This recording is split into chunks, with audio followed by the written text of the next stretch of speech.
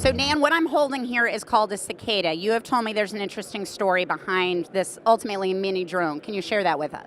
Sure. So about 10 years ago in DC, there was a cicada infestation, and you couldn't basically walk down the sidewalk without stepping on them. So one of my former colleagues said, if each of these had a microphone in it, we couldn't have any conversations anywhere because there's just so much overwhelming number of cicadas around. So the idea of making a micro drone that was inexpensive and could do missions on the sheer number came about. So essentially, from a really annoying experience in Washington, we got a great research program. Technically true, yes. You can take the inspiration from nature when you can. So tell us a bit about this program, how it would function in a mission. Sure. So this is an individual cicada. It's basically a flying circuit board. So the wing is the autopilot and the aero structure. There's a 3D printed body that holds all of the bits together, and we really squeeze down the number of parts to try to get the cost of an individual down. But it's an autonomous aircraft, so you drop it from some other vehicle in the sky, flies autonomously to a pre-programmed waypoint, or you can reprogram it in flight. Really the fun mission, though, is stacking them up into something like a size A canister that you see behind you. This is 32 cicadas all stacked up.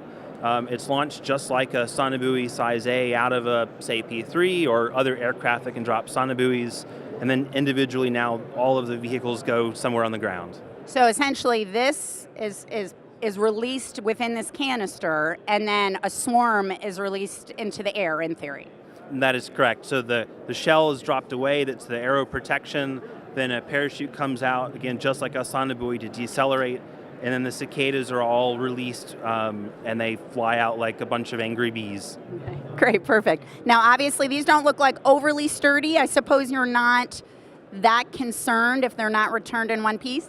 They're designed to be expendable, and they do actually survive a lot. We've flown them bounced off of gravel, off of concrete, and through trees, and they usually survive. Finally, tell us where the program stands, whether or not you see this kind of ending up in the hands of the Navy eventually. That's a good question.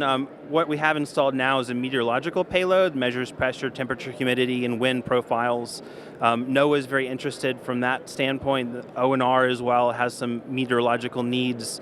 Really, though, the payloads are whatever you can integrate at the component level. So you could do chem bio detection. There's some EW style missions you could do with this aircraft, as well as the meteorological.